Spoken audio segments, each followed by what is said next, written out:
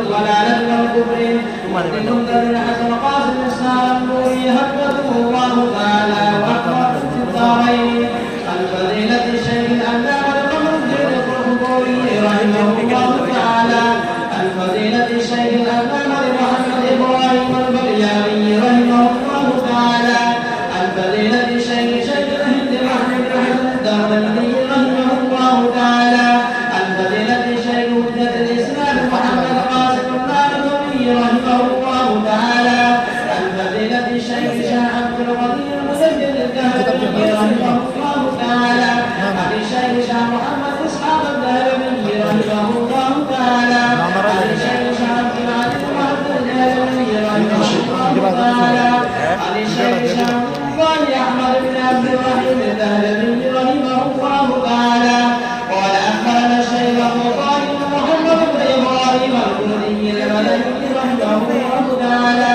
عن أبي الشيخ إبراهيم الكردي المدني رحمه الله تعالى عن الشيخ سلطان بن أحمد المصاحي رحمه الله تعالى عن الشيخ شهاب الدين أحمد بن خليل الدسوقي رحمه الله تعالى عن الشيخ فرد الدين الوردي رحمه الله تعالى عن الشيخ زيد الدين البدري الأنصاري رحمه الله تعالى عن أبي بكر بن حافظ بن حجر الأسقلاني رحمه الله تعالى عن الشيخ صلاح الدين محمد بن أحمد المقدسي رحمه الله تعالى عن الشيخ فضل الدين بن حسن علي بن أحمد بن البخاري رحمه الله تعالى عن الشيخ مسلم الخراساني بن حسن المؤيد بن محمد الكوسي رحمه الله تعالى عن بقية العاوية بن عبد الله محمد بن بدر بن أحمد الفراغي رحمه الله تعالى عن الإمام عبد القادر بن محمد الفارسي رحمه الله تعالى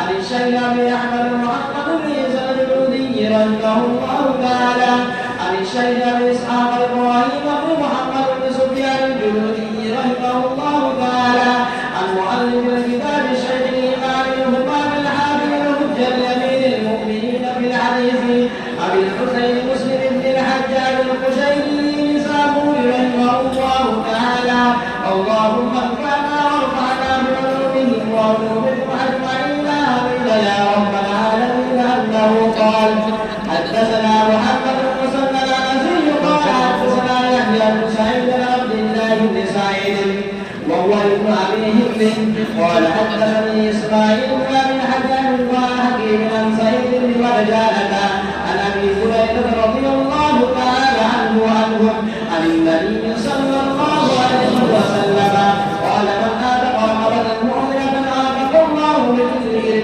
دينار رجله من النار وبه قال حدثنا داود بن شهيد قال حدثنا وليد بن مسلم عن محمد المكبر أبي غسان المدني عن زيد بن أسلم عن علي بن حسين عن سعيد بن مرجانة عن أبي هريرة رضي الله تعالى عنه وعنهم عن رسول الله صلى الله عليه وسلم قال من آتق رقبة مؤمنة آتق الله بكل عود منها عودا من أعضاء من النار حتى قاله بفرده وبه قال حدثنا قتيبة بن سعيد قال حدثنا ليث بن الهادي عن عمر بن علي بن حسين عن سعيد بن مرجانة عن أبي هريرة رضي الله تعالى عنه وعنهم قال سمعت رسول الله صلى الله عليه وسلم يقول من آتق رقبة مؤمنة آتق الله بكل عضو منه عضوا من النار حتى يخدم قوله بفرده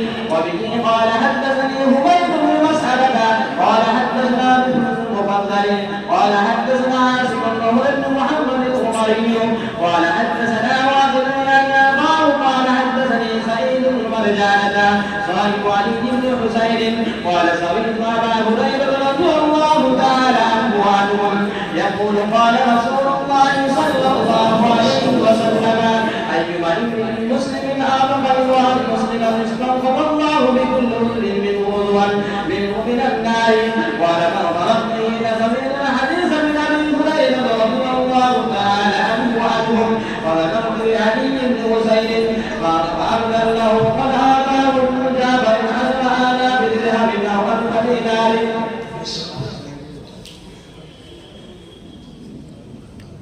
بسم الله الرحمن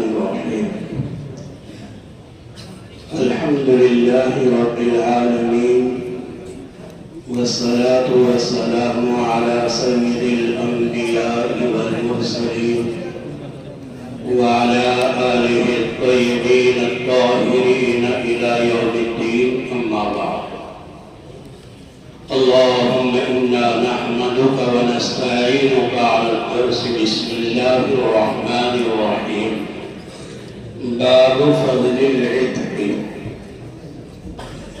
حضرت امام مسلم رحمۃ اللہ علیہ نے یہاں پر کسی غلام کو آزاد کرنے کی کیا فضیلت ہے اس کو بیان فرمایا ہے، اور حضرت نے 4 روایتیں اس ترجمۃ الباب کے تحت میں ذکر فرمائی ہیں، جن میں سے 2 روایتیں حضرت ابو ہریرہ رضی اللہ تعالی عنہ سے ذکر فرمائی ہیں، اور آگے ایک روایت سعید بن مرجانہ کے طریق سے بھی لائی ہے۔ ان 4 روایتوں کا مطلب اور حاصل کلام کا یہ ہے کہ اللہ کے لاڈلے پیغمبر صلی اللہ علیہ وسلم نے غلام کو آزاد کرنے کے لیے بڑی فضیلت بتائی ہے۔ حضرت نے اس ترجمے کو قائم کر کے بعض لوگوں کے اس اعتراض کا، اس اشکال کا جواب دیا ہے جو یہ کہتے ہیں کہ اسلام نے غلامیت کو فروغ دیا ہے، اسلام نے غلامیت کو باقی رکھا ہے۔ جو لوگ یہ اعتراض کرتے ہیں، اس ترجمۃ الباب میں حضرت نے ان کا جواب دیا ہے کہ اسلام نے غلامیت کو فروغ نہیں دیا، بلکہ اسلام نے غلامیت کو ختم کرنے کی راہیں نکالی۔ اللہ کے لاڈلے پیغمبر صلی اللہ علیہ وسلم نے غلام کو آزاد کرنے کی ترغیب دی، غلاموں کو آزاد کرنے کے ثواب بتائے، غلاموں کو آزاد کرنے والے کو جنت کی بشارتیں سنائی، جس سے بات معلوم ہوتی ہے کہ اسلام کا مقصد غلامیت کو ترجیح دینا نہیں ہے۔ یہی وجہ ہے کہ حضرت عبداللہ ابن عمر رضی اللہ تعالیٰ عنہ کے بارے میں احادیث مبارکہ میں آتا ہے کہ جب انہوں نے یہ فضائل سنے تو انہوں نے زندگی میں 1 نہیں 2 نہیں بلکہ 1000 غلاموں کو آزاد فرمایا، اور حضرت عبد الرحمن بن عوف رضی اللہ تعالی عنہ کو جب یہ فضائل معلوم ہوئے تو انہوں نے اللہ اکبر 1 نہیں 2 نہیں 30,000 غلاموں کو آزاد فرمایا۔ تو پتہ لگا کہ اسلام کا مقصد لوگوں کو غلام بنانا نہیں ہے۔ لاڈلے پیغمبر رحمت للعالمین تاجدار مدینہ فخر دو عالم صلی اللہ علیہ وسلم نے آ کر دنیا والوں کو یہ بتایا کہ غلامیت کوئی بہتر چیز نہیں ہے۔ لہذا امام مسلم رحمۃ اللہ علیہ نے اللہ کے نبی صلی اللہ علیہ وسلم کی اس بارے میں جو بہت سی احادیث آئی ہیں ان میں سے یہاں 4 حدیثیں آپ نے ذکر فرمائی ہیں۔ پہلی روایت سعید بن مرجانہ حضرت ابو ہریرہ رضی اللہ تعالیٰ عنہ سے نقل فرماتے ہیں کہ حضرت نبی پاک صلی اللہ علیہ وسلم نے ارشاد فرمایا من آتق رقبۃ مؤمنۃ، کہ جو آدمی کسی مؤمنہ یا مؤمن غلام کو آزاد کرے، مرد کو آزاد کرے یا عورت کو آزاد کرے، یعنی غلام کو آزاد کرے یا باندی کو آزاد کرے، تو کیا فرمایا آپ نے؟ فرمایا اعتق اللہ بکل ارب منہا اربا منہ من النار۔ ارب حمزہ کا کسرہ را ساکن، اربن کے معنی یہاں استعمال کیے گئے ہیں عزو کے لیے، یہ لفظ لایا گیا عزو کے لیے۔ اللہ کے نبی نے فرمایا کہ جو آدمی کسی مومن کے اعضاء کو آزاد کرے گا، اللہ اس کے تمام اعضاء کو ایسے ہی نار جہنم سے آزاد کر دے گا۔ یہاں روایت میں رقبۃ کے بعد مؤمنہ کی جو قید آئی ہے، یہ قید احتیاطی نہیں ہے، یہ قید اتفاقی ہے، کیونکہ اللہ کے نبی صلی اللہ علیہ وسلم کی روایات سے یہ بات بھی معلوم ہوتی ہے کہ آپ نے مطلقاً غلام کی آزادی پر بھی فضائل بتائے ہیں۔ یہاں یہ قید اتفاقی ہے، اور یا محدثین فرماتے ہیں کہ آپ نے یہ قید اس لیے ذکر فرمائی تاکہ لوگوں کے اندر شوق پیدا ہو، مومن مسلمان کی آزادی کا زیادہ ان کے ذہن کے اندر جذبہ پیدا ہو۔ لہذا جب مسلمان کو آزاد کرے گا آزاد کرنے والا، تو اللہ کے نبی فرماتے ہیں اسے ثواب زیادہ ملے گا مقابلے میں غیر مسلم کو آزاد کرنے کے۔ اور یا آپ نے فرمایا کہ اگر کوئی آدمی آزاد کرتا ہے ناقص غلام کو، کوئی آدمی آزاد کرتا ہے ناقص غلام کو، تو اس کو اتنا ثواب نہیں ملے گا جتنا ثواب کامل غلام کو آزاد کرنے والوں کو ملے گا۔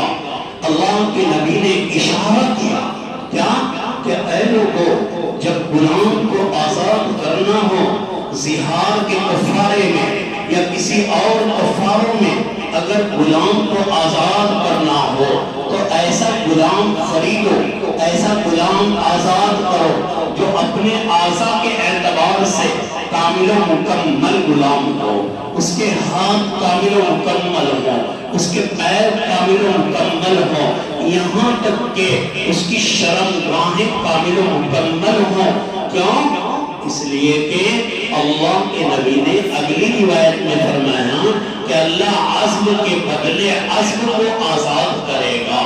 اگر معتق نے ناقص غلام آزاد کیا گویا کہ ثواب کم ملے گا، اور جب کامل کو آزاد کرے گا تو اسے ثواب کامل و مکمل ملے گا۔ اگلی روایت میں آپ نے فرمایا کہ جو آدمی کسی مومن غلام کو آزاد کرے، اعتق اللہ بکل عضو منہا عضوا من اعضائہ من النار حتی فرجہ بفرجہ، یہاں تک کہ اللہ معتق کی شرمگاہ کو معتق کی شرمگاہ کے مقابلے میں آزاد کرے گا۔ کیا مطلب اس روایت کا؟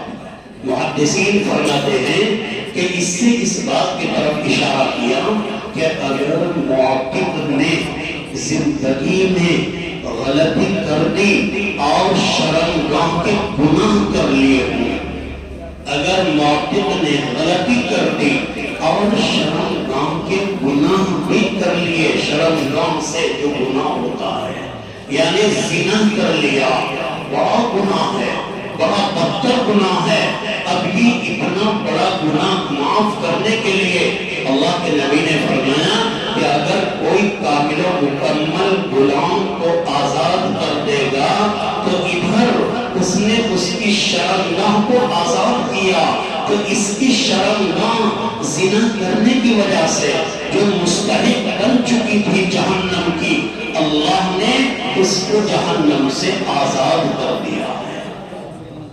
تو یہ معلوم ہوا اسلام کا مثال جو ہے غلام بنانا نہیں ہے، آپ آگے دو روایتوں کا بھی مضمون من وعن یہی ہے، صرف سند کا فرق ہے۔ میں نے آپ کو پہلے بتایا کہ رسول پاک صلی اللہ علیہ وسلم کی زبان مبارکہ سے کل نکلی ہوئی احادیث کی تعداد محدثین نے بیان فرمائی ہے کہ وہ کل صرف 10,000۔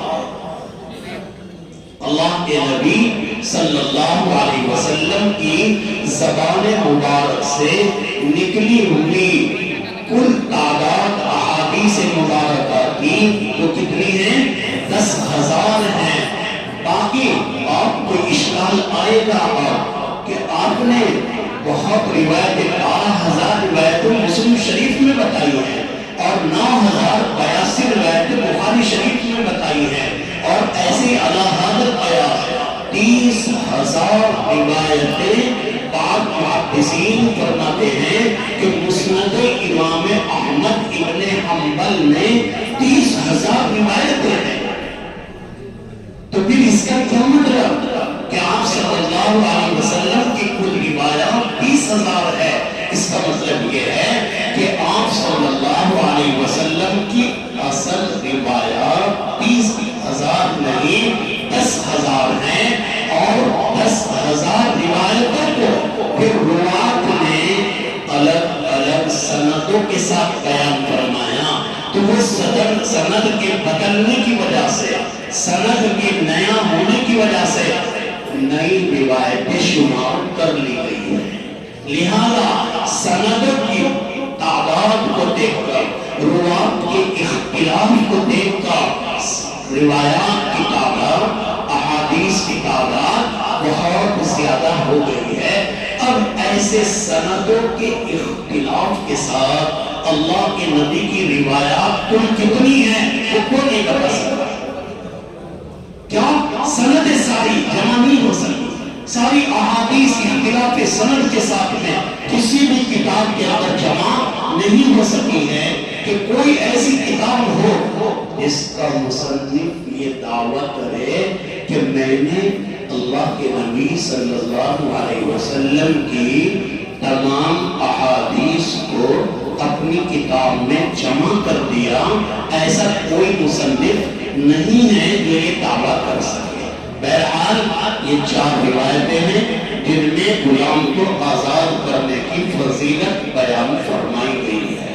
چلیے باب فضل الوالد وبه قال حدثنا ابو بكر بن شيبه وزهير بن حرب قال حدثنا جرير بن سهيل عن ابي هريره رضي الله تعالى عنه قال قال رسول الله صلى الله عليه وسلم لا يزني ولد والدا الا ان يجده مملوكا فيشتريه فيلتقه وفي روايه لابي شيبه والده وبه قال حدثنا ابو كريب قال حدثنا وكيع قال وحدثنا ابن عبيد قال حدثنا ابي قال وحدثني عمرو الناقد قال حدثنا ابو احمد الزبيري كلهم سفيان عن سهيل بن هذا الاسماعيلي مثله وقالوا ولد والده باب فضل عتق الوالد۔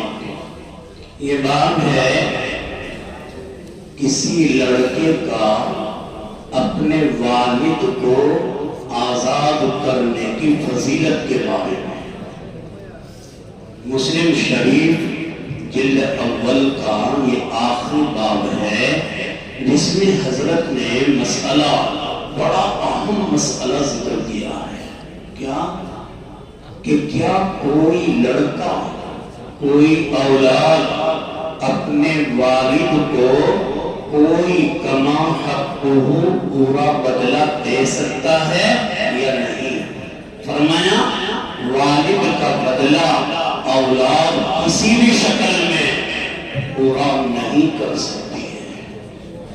والد نے جو قربانیاں اولاد کے لیے دی ہے، گرمی سردی پریشانیوں کے عالم میں، جب تو ماں کے پیٹ میں تھا، جو باپ نے مزدوری کی ہے، جو باپ نے محنتیں کی ہیں، جو باپ نے تیری طبیعت کے خراب ہونے پر رات کو اپنی نیندیں بگاڑی ہیں، جو رات ہر پریشانی کے ساتھ گزاری ہے والد نے اور والدہ نے، اس کا بدلہ کوئی نہیں دے سکتا ہے۔ کوئی لڑکا اپنے والد کو بدلہ نہیں دے سکتا ہے۔ لا یجزی ولد والدا، اللہ کے نبی صلی اللہ علیہ وسلم فرما رہے ہیں لا یجزی والد لا یجزی ولد والدا، کہ کوئی ولد، کوئی اولاد، کوئی لڑکا اپنے والد کو پورا بدلہ نہیں دے سکتا، الا ان یجدہ مملوکا، مگر یہ کہ کبھی بالاتفاق والد کہیں گیا اور وہاں جا کر وہ غلام بن گیا اور پھر کسی طریقے سے لڑکے کے قبضے میں آ گیا، یا تو لڑکے نے خرید لیا لا علمی میں، تو غلام باپ کو جیسے ہی لڑکا خریدے گا تو غلام باپ فوراً آزاد ہو جائے گا، کیونکہ اللہ کے نبی علیہ السلام نے فرمایا من ملک ذا رحم محرم حقق علیہ، کہ جو آدمی ذی رحم محرم کا مالک بن جاوے، ذی رحم محرم کا مالک بن جائے تو وہ فوراً اس کے اوپر خود بخود آزاد ہو جاتا ہے۔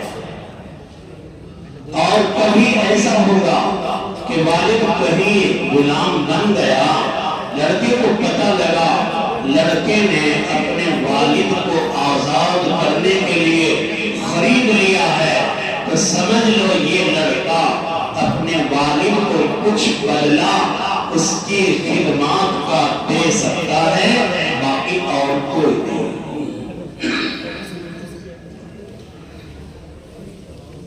اس روایت میں رسول پاک صلی اللہ علیہ وسلم نے والد کے مقام کو بتایا ہے۔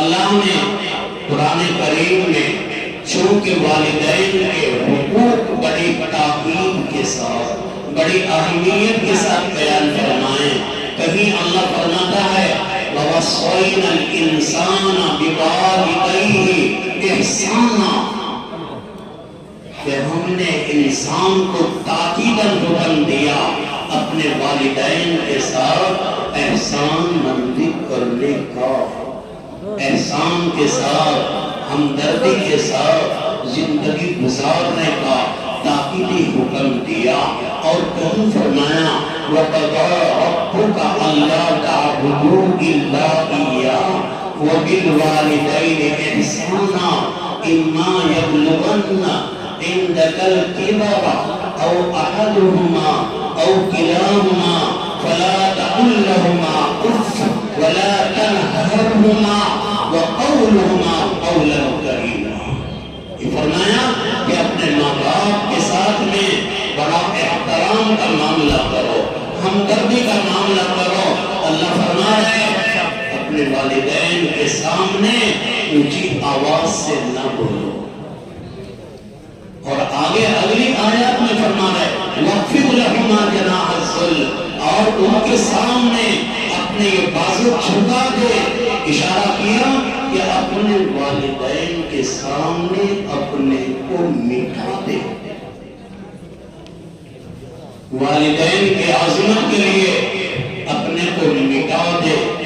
آپ نے پڑھا ہے بخاری شریف کے اندر، مسلم شریف میں وہ روایت نہیں آئی ہے، بخاری شریف میں روایت ہے، آپ نے پڑھا ہے کیا کہ ایک آدمی نے بڑی مصیبت میں نجات صرف اس نیکی کا واسطہ دے کر حاصل کی تھی کہ یہ کہا کہ اللہ میں اپنے والدین کو رات میں اپنی بوڑھی ماں کو دودھ پلایا کرتا تھا، اللہ میرے بچے بھوکے سو جاتے تھے، اے میرے اللہ اگر یہ نیکی تجھے میری مقبول ہے اللہ اس کے صدقے سے ہمیں نجات دے دے۔ واقعہ لمبا ہے تو آپ کو یاد ہے، اشارے میں آپ سمجھ رہے ہیں کہ اللہ نے اس غار سے پتھر کے منہ کو ہٹا دیا تھا، تو معلوم ہوا کہ والد کا مقام ہے۔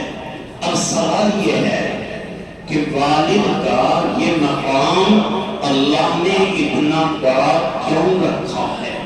اس کی وجہ بیان فرمائیں کہ دنیا میں ظاہری طور پر دنیا میں اسے وجود دینے کا سبب والدین ہیں، اسے دنیا میں لانے کا سبب ظاہری طور پر اسباب کے درجے میں والدین ہیں، انہی کی برکت سے وہ دنیا میں آیا، تو لہذا والدین کا حق کوئی ادا نہیں کر سکتا۔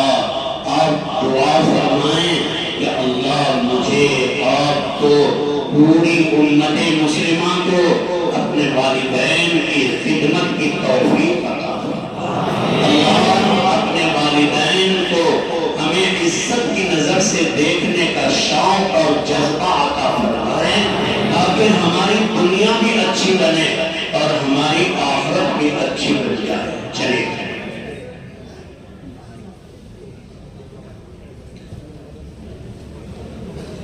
یہ کتاب آپ کی مسلم شریف پوری ہو چکی ہے، اب آگے ایک دو روایت باقی ہے بخاری شریف کی، انشاءاللہ اب بخاری شریف کا کافی درس ہوگا، اس کے بعد میں آپ کے سامنے تین کتاب پیش کی جائے گی، آپ اطمینان کے ساتھ تشریف رکھیں۔ چلیے بسم اللہ الرحمن الرحیم، الحمد للہ رب العالمین، والصلاة والسلام علی سید الانبیاء والمرسلین وعلى آلہ وصحبہ اجمعین، اما بعد فإن أصدق الحدیث کتاب اللہ وأحسن الهدی هدی محمد صلی اللہ علیہ وسلم، وخير الأمور عوامها وشر الأمور محدثاتها وكل محدثة بدعة وكل بدعة ضلالة وكل ضلالة في النار۔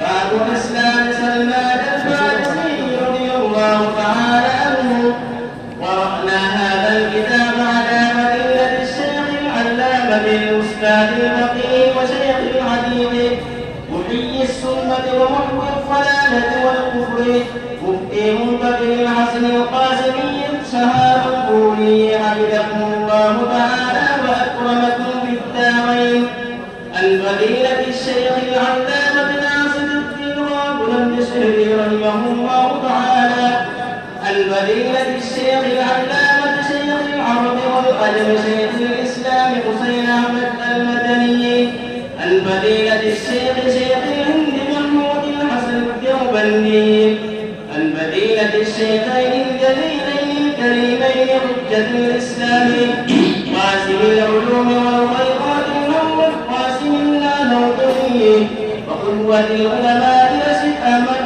البنكوري، وهما يرويان عن العالم بالله الشاب الغني المدبر الدهلوي، عن الشيخ عشاق محمد إسحاق الدهلوي، عن الشيخ عشاق العتيق المحدث الدهلوي، عن الشيخ مسند الهندي الشاولي الله أحمد بن عبد الرحيم الدهلوي، قال أخبرنا الشيخ أبو طاهر محمد بن إبراهيم الكردي المدني، عن أبيه الشيخ إبراهيم الكردي المدني، عن الشيخ سلطان بن أحمد المزاهي، عن الشيخ شهاب الدين أحمد بن خليل السلوكي، عن الشيخ نجم الدين البيضي، عن الشيخ زين الدين زكريا الأنصاري، عن الحافظ أبي الفضل أحمد بن علي بن الحسن العسقلاني، عن الشيخ إبراهيم بن أحمد التنوخي،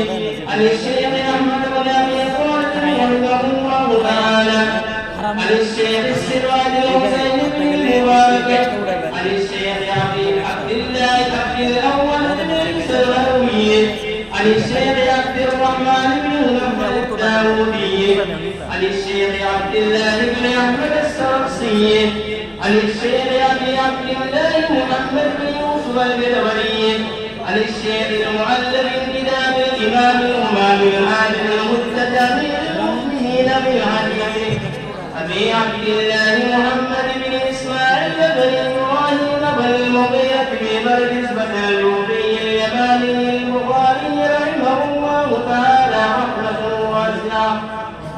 اللهم انفعنا وارفعنا بعلومه وعلومكم أجمعين آمين يا رب العالمين. أنه قال وبه قال حدثني الحسن بن عمر بن شقيق قال حدثنا موسى بن قال أبي قال وحدثنا أبو عثمان بن سلمان الفارسي رضي الله تعالى عنه أنه تداوله 11 من رب إلى رب.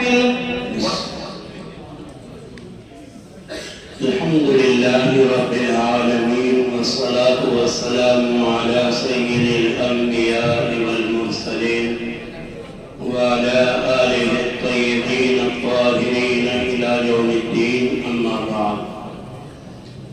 اللهم إنا نحمدك ونستعينك على الدرس. بسم الله الرحمن الرحيم. باب اسلام سلمان الفارسی رضی اللہ تعالی عنہ. حضرت امام بخاری رحمۃ اللہ علیہ نے اپنی کتاب جلد اول کا جو حصہ ہے اس کے آخر میں حضرت سلمان فارسی رضی اللہ تعالی عنہ کے اسلام کا تذکرہ کیا ہے. سلمان فارسی رضی اللہ تعالیٰ عنہ بڑے جلیل القدر صحابی ہیں جو کہ ملک فارس کے رہنے والے ہیں.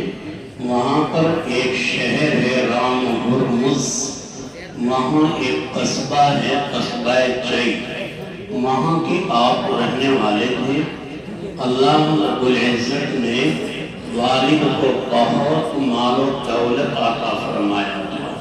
دنیاوی اعتبار سے والد بڑے اونچے پائے کے آدمی سمجھے جاتے تھے اور آپ کی پوجا کرتے تھے، آپ کی پرستش کرتے تھے، مجوسی تھے.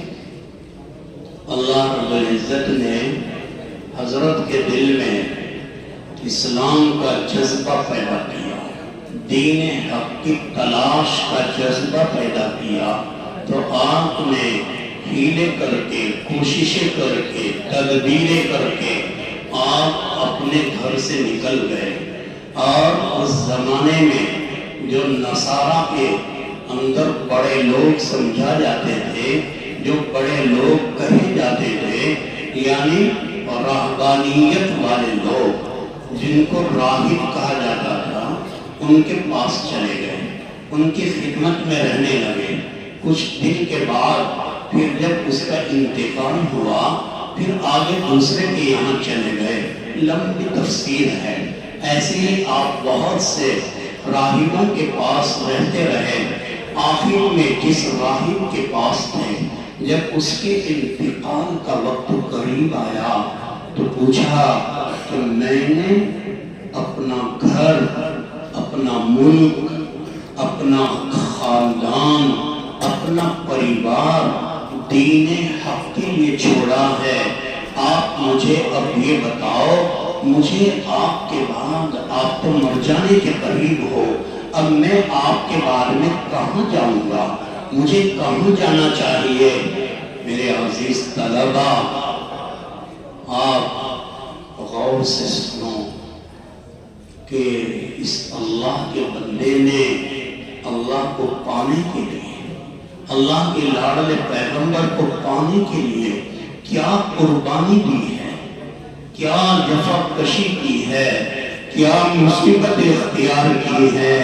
اسی لیے کہتے ہیں کہ میرے بچوں، عزیز طلبہ، میرا اور آپ کا اسلام پہ عمل کرنا، اسلام کو اپنی زندگی میں لانا، یہ کوئی کمال نہیں ہے.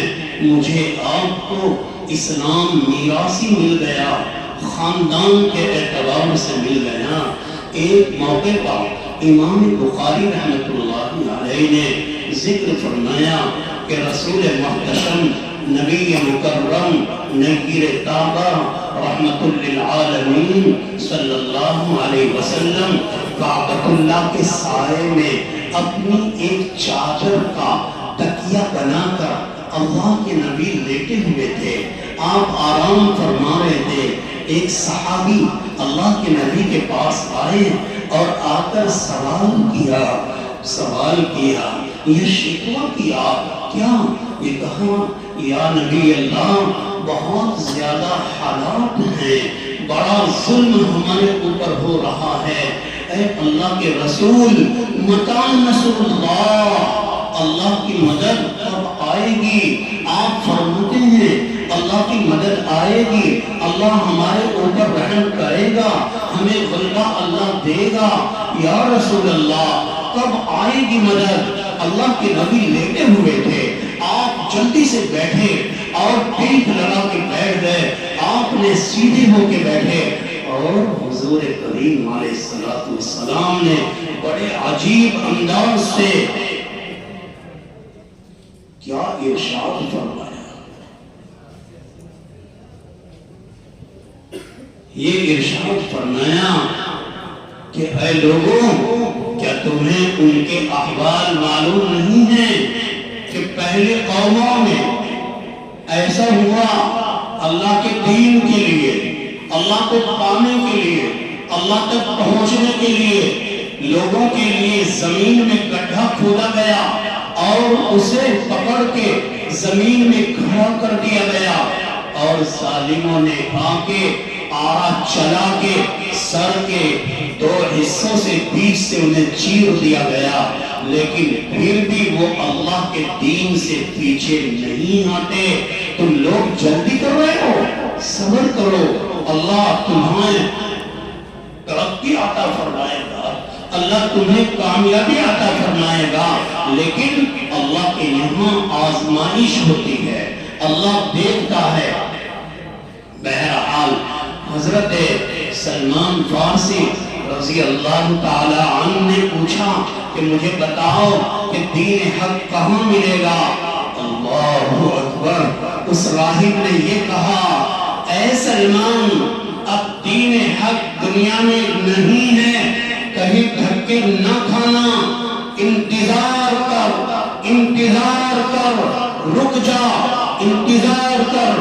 کیا کہ ایک آخری نبی محمد بن عبداللہ بن عبد المطلب مکہ میں مبعوث ہوگا، وہ دین حق لے کر آئے گا، اس کے علاوہ اب دنیا میں کوئی دین حق نہیں ہے، اس کا انتظار کر، جب وہ نبی آئے گا تو اس کے پاس چلے جانا، بس وہاں تجھے اللہ مل جائے گا۔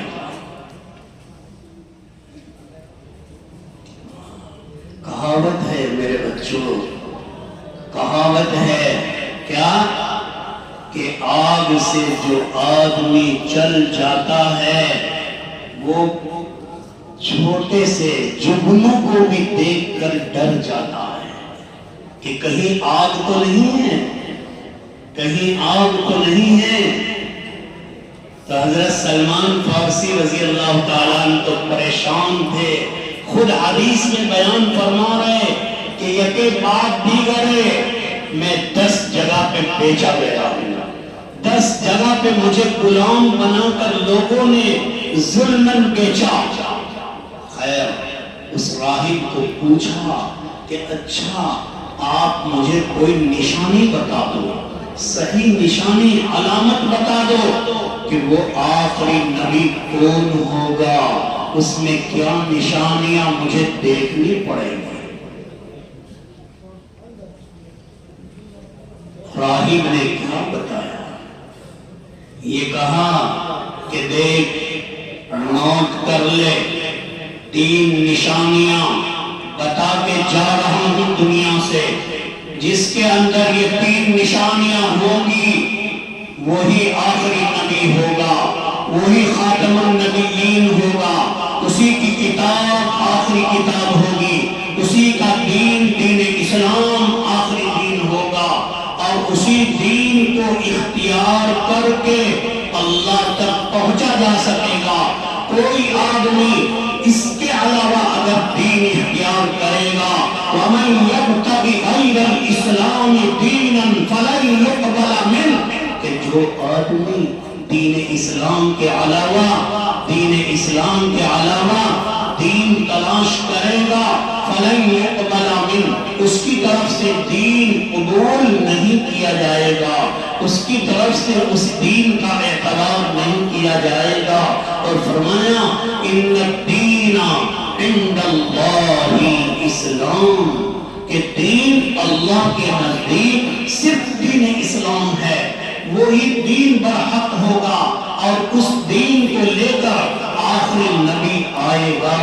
جی اچھا، سبحان اللہ، بہت اچھا، کیا ہیں وہ تین علامتیں، کیا ہیں وہ تین نشانیاں، وہ مجھے آپ لکھا دو، وہ مجھے آپ بتا دو۔ یاد رکھنا میرے پیارے بچوں، کیا بتایا اس راہب نے؟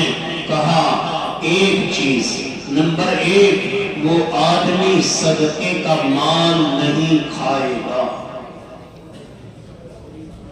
وہ آدمی صدقے کا مال نہیں کھائے گا۔ نمبر دو، جب اس کی خدمت میں کوئی آدمی ہدیہ پیش کرے گا تو وہ اسے اختیار کرے گا، اسے استعمال کرے گا، ہدیے کو پسند کرے گا۔ تیسرے فرمایا، تیسری نشانی اس کے ان دونوں شانوں کے درمیان پیچھے یہاں مہر نبوت ہوگی، مہر نبوت ہوگی۔ بعض محدثین نے لکھا ہے کہ اس پر لکھا ہوا تھا محمد رسول اللہ۔ بعض محدثین نے ان روایات پر کلام بھی کیا ہے، لیکن بہرحال روایات میں ہے کہ اس پر لکھا ہوا ہوگا محمد رسول اللہ۔ بس یہ تین نشانیاں دیکھ لینا اور پھر آنکھیں بند کر کے اس کا غلام بن جانا، اس کے ہاتھ میں ہاتھ دے دینا۔ اب اس کے علاوہ کوئی دین حق نہیں ملے گا۔ حضرت سلمان فارسی کو یہ تین علامتیں بتائی اور وہ بیچارے کا تو انتقال ہو گیا، چلا گیا دنیا سے۔ اب حضرت سلمان فارسی چلتے ہیں کہاں؟ جہاں کا انہیں پتہ بتایا تھا کہ وہ نبی مبعوث ہوگا مکہ المکرمہ میں، اور ایک زمانے کے بعد وہ نبی مکہ المکرمہ سے ہجرت کر کے آئے گا ایک ایسے شہر میں کہ جہاں کھجوریں ہی کھجوریں ہوں گی۔ اس زمانے میں مدینہ منورہ نام نہیں تھا بلکہ یثرب نام تھا۔ کہا کہ وہ ایسے شہر کی طرف آئے گا ہجرت کر کے، تو اس سے ملاقات کر لینا۔ حضرت سلمان فارسی چلے، قافلہ ملا، چلے قافلہ ملا، بکتے چلے گئے، ظلم کر کے لوگوں نے غلام بنا کر بیچتے چلے گئے۔ بہرحال آخر میں بنو قریظہ کے ایک یہودی کے ہاتھ میں آپ بکے ہیں۔ آخر میں بنو قریظہ کے ایک یہودی کے ہاتھ میں آپ بکے ہیں، آپ کو خریدا ہے۔ جب آپ غلام بنے ہوئے ہیں تو ساری جہاں کی خبریں تو معلوم نہیں کر سکتے، ادھر ادھر کی خبروں کی اطلاع تو آپ کو نہیں مل سکتی ہے۔ غلام ہیں آپ، کہاں جائیں؟ غلام کہیں نہیں جا سکتا ہے، تو پریشان۔ اللہ کے نبی صلی اللہ علیہ وسلم مکہ المکرمہ میں مبعوث ہو چکے ہیں۔ اللہ کے لاڈلے پیغمبر نے اعلان نبوت کر دیا ہے مکہ المکرمہ میں، لیکن آپ کو مدینہ میں پتہ نہیں ہے کہ وہ نبی برحق آ چکا ہے، آپ کو معلوم نہیں ہے۔ زمانہ گزرتا گیا، ایک وقت آیا کہ اللہ کے نبی صلی اللہ علیہ وسلم مکہ سے ہجرت فرما کر مدینہ منورہ میں تشریف لے آئے۔ ایک وقت آیا کہ اللہ کے نبی صلی اللہ علیہ وسلم مکہ المکرمہ سے ہجرت فرما کر آپ مدینہ منورہ میں تشریف لا چکے ہیں۔ آپ قباء میں آپ نے نزول فرمایا۔ پہلی مرتبہ جب آپ تشریف لا رہے ہیں، ابو بکر صدیق رضی اللہ تعالیٰ عنہ آپ کے پیچھے بیٹھے ہوئے ہیں۔ لاڈلے پیغمبر اپنی اونٹنی پر آگے سوار ہیں۔ پوچھنے والے پوچھ رہے ہیں، یا ابا بکر من ھذا، اے ابو بکر یہ آپ کے سامنے بیٹھا ہوا کون آدمی ہے؟ لوگ اللہ کے نبی کو جانتے نہیں تھے۔ مدینہ میں ابھی تک آپ کی کوئی عام معرفت نہیں تھی۔ جو لوگ ایمان لا چکے ہیں وہ تو جانتے ہیں، لیکن دوسرے لوگ آپ کو پہچانتے نہیں ہیں، سنا ہے پہچانتے نہیں ہیں۔ حضرت ابو بکر صدیق نے کیا جواب دیا؟ آپ نے کہا کہ یہ تو ہادی ہے، یعنی میری رہنمائی کرنے والا آدمی ہے تاکہ دشمن کو نہ آ جائے۔ اللہ کے نبی قباء میں تشریف فرما ہے تو ایک یہودی، بنو قریظہ کے یہودی کا غالباً خاندانی چچا زاد کوئی باغ میں آیا اور حضرت سلمان فارسی کے مالک کو آ کر بتایا، ارے غضب ہو گئے، کیا ہوا؟ کہ ایک آدمی محمد بن عبداللہ نام کا قباء میں آ گیا ہے اور وہ اپنے کو نبی کہہ رہا ہے۔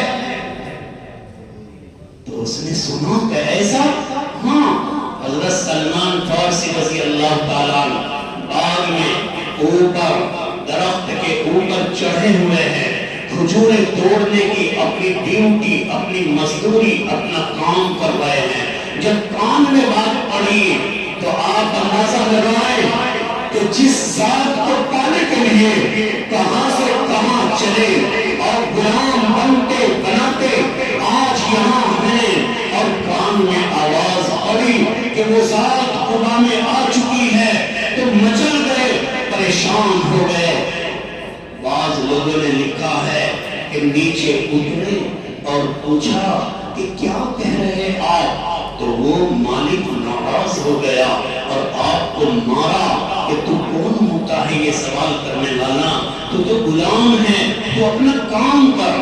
فرماتے ہیں میں اوپر چڑھا، کام کرتا رہا اور موقع تلاش کر کے شام کے وقت میں نے کھجور اپنے پاس میں رکھی اور وقت نکال کے قباء میں اللہ کے نبی کی مجلس میں گیا۔ میں نے دیکھا کہ لوگ بہت عزت کے ساتھ اس آدمی کے آگے پیچھے ہر طرف بڑی محبت کی نظروں سے دیکھ رہے ہیں، بیٹھے ہوئے ہیں۔ جو وہ بولتا ہے اتنی توجہ کے ساتھ سنتے ہیں کہ جیسا میں نے کسی کو نہیں دیکھا کہ اتنا کوئی ادب کسی کا کرتا ہو۔ میں قریب ہوا اور قریب ہو کے میں نے کہا کہ میں ایک مسافر ہوں اور یہ کھجور میں آپ کی خدمت کے لیے لے کے آیا ہوں۔ کہا اللہ کے نبی نے پوچھا یہ کھجور کیسی ہے؟ فرماتے ہیں میں نے کہا صدقے کی ہے۔ اللہ کے لاڈلے پیغمبر صلی اللہ علیہ وسلم نے فرمایا اِنَّا لَا نَأْكُلُ الصَّدْقَةَ، ہم صدقہ کھاتے نہیں ہیں۔ آپ نے وہ کھجور لی اور اپنے صحابہ کو دے دی کہ میں نہیں کھاتا صدقہ۔ بہت زیادہ خوش ہوئے کہ ایک نشانی جو بتائی تھی وہ سچی نکل چکی ہے، لیکن ابھی تو دو اور باقی ہے نا۔ فرماتے ہیں چلے گئے اور جا کے کافی ٹائم گزرتا رہا، پھر ایک وقت نکال کے کچھ کھجوریں لے کر اللہ کے نبی کی خدمت میں آئے اور پھر آگے بڑھے، پیش کیا اور عرض کیا کہ یہ کھجوریں آپ کے لیے لے کے آیا ہوں، یہ کیسی ہیں؟ کہا کہ یہ ہدیتاً لے کے آیا ہوں۔ اللہ کے نبی نے بہت محبت کے ساتھ انہیں لیا اور استعمال فرمایا۔ سکون ہو گیا کہ کہ دو چیزیں مجھے معلوم ہو گئی کہ سچ ہے، ابھی ایک چیز باقی ہے، وہ کیا؟ وہ میرے آقا کی مہر نبوت ہے، اسے کیسے دیکھیں؟ یہ دوسری نشانی دیکھ کر واپس آ گئے۔ فرماتے ہیں 4 دن میں نے جیسے کیسے گزارے اللہ جانتا ہے، رات کو نیند مجھے نہیں آتی، مجھے کچھ پتا نہیں، ہر وقت دل میں ایک جوش ہے، ہر وقت دل میں ایک اڑھن ہے، ہر وقت دل میں ایک درد ہے، ہر وقت دل میں ایک جوش و ولولہ ہے، کب جاؤں اللہ، وہ تیسری نشانی کیسے دیکھ پاؤں گا؟ فرماتے ہیں 4 دن کے بعد میں اللہ کے نبی کو ملنے کے لیے گیا۔ جب اللہ کے نبی کسی صحابی کے جنازے میں، آپ جنت البقیع میں تشریف فرما، آپ مدینہ بھی آ چکے، 15 دن کے بعد تو حضور قبا سے مدینہ آ گئے۔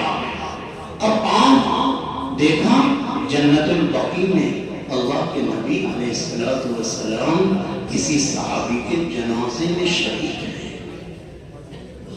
سلمان فارسی آئے اور حضور نے بھی 2 مرتبہ دیکھ لیا نا کہ یہ آدمی آتا ہے، کبھی کھجور صدقے کی لایا، ایک مرتبہ کھجور یہ ہدیے کی لے کے آیا، اللہ کے نبی بھی تو پہچان گئے نا۔ تو جب آپ نے دیکھا پیچھے اللہ کے نبی صلی اللہ علیہ وسلم کے آگے پیچھے چکر کاٹ رہا ہے، جب آدمی کے ذہن میں کوئی بات اندر چھپی ہوئی ہوتی ہے تو اس کی نظریں، اس کا مزاج، اس کا انداز تجسس کا ہوتا ہے، آدمی سمجھ جاتا ہے کہ بھائی اس کا دماغ یہاں نہیں ہے، یہ کچھ اور چاہ رہا ہے۔ اللہ اکبر کبیرہ، اللہ کے نبی صلی اللہ علیہ وسلم نے دیکھا کہ یہ آدمی کبھی آگے آتا ہے، کبھی ادھر آتا ہے، کبھی اس طرف آتا ہے، چکر لگا رہا ہے، آخر کیا وجہ ہے؟ اللہ کے نبی صلی اللہ علیہ وسلم نے جان لیا، فرمایا او بھائی ادھر آؤ، ادھر آؤ، پیچھے آؤ۔ اور میرے آقا صلی اللہ علیہ وسلم نے اپنے جبار مبارک کو اٹھایا اور ایسے کھول کے کہا، لے دیکھ کر کے یقین کر لے، پیچھے جو چیز دیکھنے کے چکر میں تو گر رہا۔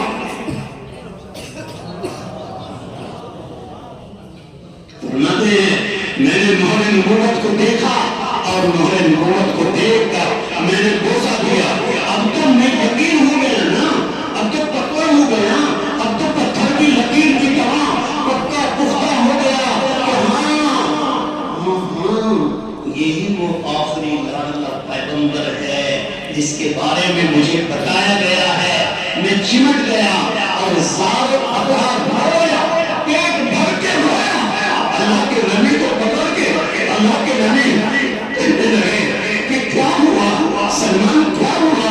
کہا اے اللہ کے پیغمبر، آپ کی محبت میں، آپ کی تلاش میں، حق تک پانے کے لیے، اللہ کو پانے کے لیے، آپ کے قدموں میں اپنی زندگی کو قربان کرنے کے لیے اللہ کے نبی بہت جگہ غلام بن کے آیا ہوں، بہت جگہ بٹا کے آیا، ابھی بھی یا نبی اللہ میں ایک یہودی ظالم کا غلام ہوں۔ اللہ کے نبی صلی اللہ علیہ وسلم نے فرمایا کوئی بات نہیں، اللہ انتظام کرے گا، اللہ انتظام کرے گا۔ میرے بھائیو، اللہ کے لاڈلے پیغمبر صلی اللہ علیہ وسلم نے ایک وقت میں یہ ارشاد فرمایا کہ اے سلمان، تو اب اپنے مالک سے مکاتبت کا معاملہ کر لے، آپ مکاتبت کا معاملہ کر لو، آزادی ہو جائے گی۔ گئے جا کے اپنے مالک سے کہا کہ مجھے مکاتب بنا دو، میرے ذمہ کوئی رقم رکھ دو کہ میں کما کے وہ رقم آپ کو دے دوں گا اور مجھے آپ آزاد کر دینا۔ مالک نے قبول کر لیا، لیکن او میرے عزیز طلبہ، بس یہ پڑھنا آسان ہے، سننا آسان ہے، لیکن جب اس ذات کے اوپر جو گزری ہے اس کا ایمان کے ساتھ تصور اگر کرو تو آدمی کے بدن کا رواں کانپ جاتا ہے۔ یہ ایمان کیسے آیا یہاں تک؟ یہ کیا قربانیوں کے بعد میں یہاں تک آیا؟ آج آپ میں اتنے اچھے ماحول میں، اس مبارک بستی دیوبند میں، کہ جس کو اللہ نے عظمت عطا فرمائی، جس کو اللہ نے شرافت عطا فرمائی، جس بستی کے لیے اللہ نے دارالعلوم دیوبند کو منتخب کیا ہے، یہاں کے اکابرین کو اللہ نے ایک مقام عطا فرمایا، جن کے بارے میں علماء کہتے ہیں اکابرین دیوبند، یہ دیوبند والے ہی نہیں، یہ اکابر دیوبند، یہ تو صحابہ کا پیچھے رہا ہوا ایک قافلہ ہے جو دنیا میں بعد میں ظاہر ہوا ہے۔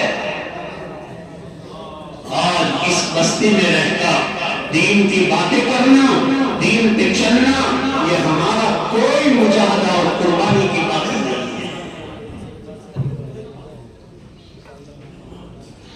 کیا شرط لگائی؟ معاملہ کتابت کہنے پہ طے پایا، فرمایا کہ دیکھو 40 اوقیہ سونا لا کر دو، 40 اوقیہ سونا لا کر دو، اور فرمایا کہ 300 کھجور کے درخت لگاؤ میری زمین میں دو۔ پھر آگے شرط بڑھائی، وہ 300 کے 300 درخت بڑے ہو کر پھل لانے والے بن جائیں، اس کے بعد میں آپ آزاد ہو جاؤ گے۔ ایک غلام آدمی اتنا سونا کہاں سے لائے گا؟ ایک غلام آدمی یہ کہاں سے اتنے پودے لائے گا؟ 300 پودے، اور ایک پودا بھی ان میں ضائع نہیں ہونا چاہیے، سارے کے سارے پرورش پا جائیں، سارے پھل لانے والے ہو جائیں، اس کے بعد میں آزادی۔ پریشان ہو گئے، اللہ کے لاڈلے پیغمبر صلی اللہ علیہ وسلم کی خدمت میں جاتے ہیں اور بڑا غم زدہ انداز لے کر جاتے ہیں، غم زدہ چہرہ ہے، غم زدہ دل ہے، دل پہ پہاڑ ٹوٹا ہوا ہے۔ اللہ کے نبی نے دیکھا، کیا ہوا؟ سلمان بولو، کیا ہوا؟ سلمان فارسی کہتے ہیں اللہ کے نبی علیہ السلام، میں نے معاملہ کتابت کیا لیکن بڑی سخت شرطیں لگا دی ہیں۔ کہا کیا شرط لگائی؟ بتایا کہ 300 درخت کھجور کے اس کی زمین میں لگانا اور وہ پرورش پا کر پھل لانے لگے، اس کے بعد میں آزادی، اور 40 اوقیہ سونا۔ اللہ کے نبی صلی اللہ علیہ وسلم نے فرمایا کہ کوئی بات نہیں، اللہ انتظام کر دے گا۔ اللہ کے نبی صلی اللہ علیہ وسلم نے سبحان اللہ قربان جائیں انصار صحابہ کے، آپ نے اعلان کیا کہ اے صحابہ، ایک آدمی کی آزادی اس بات پر معلق کر دی گئی ہے، مدد کرو۔ تو صحابہ کرام اٹھے اور اپنے گھروں سے جا کے، اپنے جنگلوں سے، کھیتوں سے جا کر درخت کھجور کے پودے لے کے آئے، کوئی 10 لایا، کوئی 20 لایا، سارے پودے اللہ کے نبی صلی اللہ علیہ وسلم کے سامنے پیش کر دی گئے۔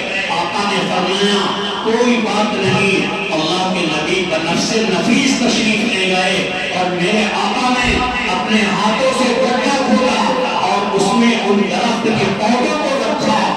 یہ اللہ کے نبی کے ہاتھ کی برکت، آپ کا معجزہ کہ ایک ہی سال کے اندر سارے درخت تیار ہو گئے اور پھل لانے والے ہو گئے۔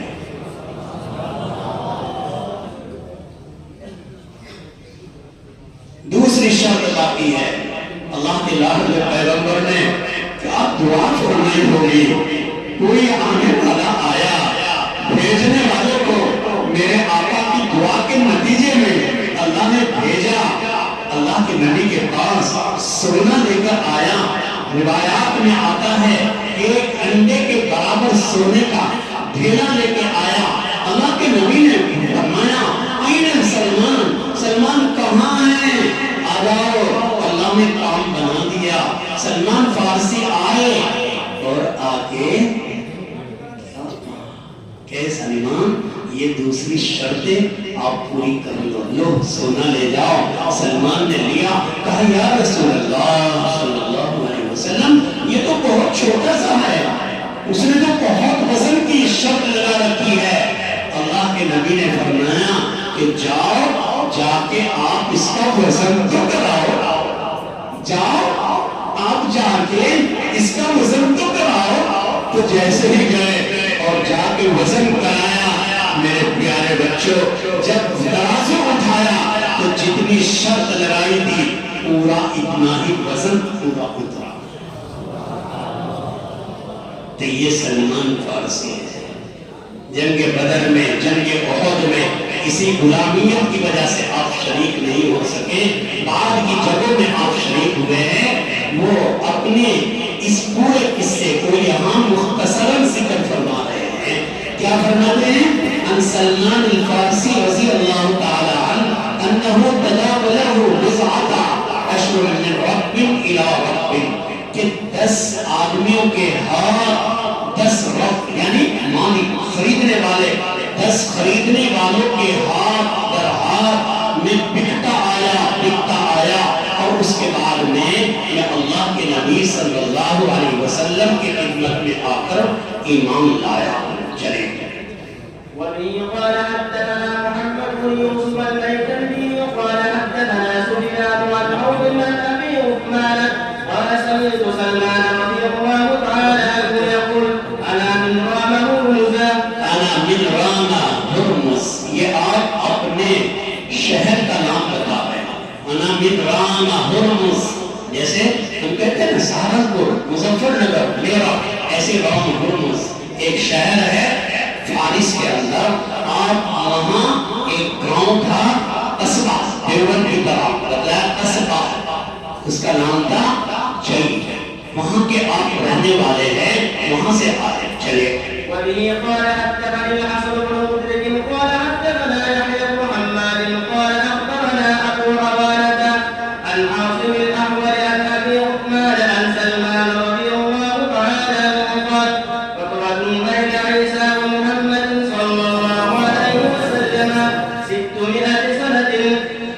حضرت ابو عثمان رضی اللہ تعالی عنہ حضرت سلمان فارسی رضی اللہ تعالی عنہ سے نقل فرماتے ہیں کہ حضرت سلمان فارسی فرماتے ہیں کہ حضرت عیسیٰ علیہ نبینا علیہ الصلاۃ والتسلیم اور محمد خاتم النبیین صلی اللہ علیہ وسلم, ان دونوں کے درمیان 600 سنہ 600 سال کا فاصلہ ہے. سلمان فارسی فرما رہے روایت میں کہ 600 سال کا فاصلہ ہے. اب یہاں پر اگر آپ کو اشکال ہو اس کو ایسے حل کر لینا کہ عرب کی عادت ہے کہ وہ قصور کو یا تو ختم کرتے ہیں تکمیل کے طور پہ اور یا ختم کرتے ہیں کسر کو حذف کر کے. اللہ کے نبی صلی اللہ علیہ وسلم اصل تو آپ دنیا میں تشریف لائے ہیں 571 عیسوی میں. حضرت عیسیٰ علیہ السلام کے دنیا سے جانے کے بعد 600 سال کا زمانہ نہیں ہے, 571 سال کا ہے. لیکن وہ جو آگے کے سال قصور ہیں انہیں بھی شمار کر لیا ہے, اور شمار کر کے حضرت سلمان فارسی رضی اللہ تعالیٰ عنہ نے پورے 600 سال بتا دیے. حضور پاک صلی اللہ علیہ وسلم کے ان صحابی کے بارے میں محدثین نے ان کی عمر کے بارے میں حاشیے میں بھی بہت سے اقوال نقل کیے ہیں. ان کی عمر کے بارے میں 100 سال سے لے کر 250 اور 600 سال تک کے اقوال نقل کیے گئے ہیں کہ آپ اتنی عمر کے تھے. لیکن علامہ ذہبی رحمۃ اللہ علیہ نے سیر اعلام النبلاء جلد نمبر 1 صفحہ نمبر 555 پہ ان سارے اقوال کو رد کیا اور یہ فرمایا کہ آپ کی اصل عمر جو ہے وہ وہ 70 سے زیادہ اور 100 سال سے کم ہے. 70 سے زیادہ ہے اور 100 سال سے کم ہے.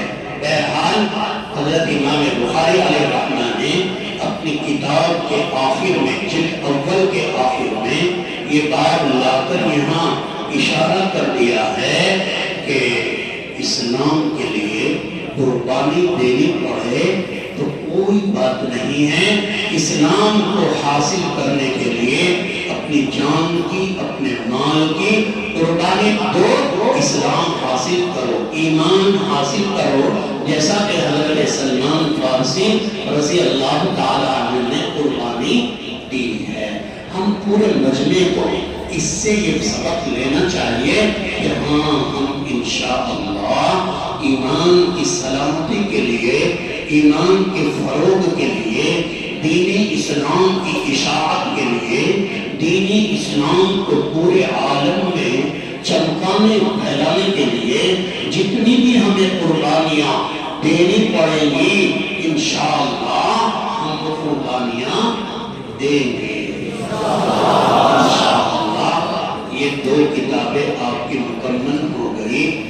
میری جو سند پڑھی گئی ہے اس سند کے ساتھ میں آپ تمام طلبہ کو، جو دوسرے طلبہ مجھ سے اجازت لے کے افتاء کے طلبہ ہیں اور ہیں شریک درس ہوئے ہیں، ان سب کو میں اپنی طرف سے اجازت حدیث دیتا ہوں کہ وہ روایت نقل فرما سکتے ہیں میری سند کے ساتھ.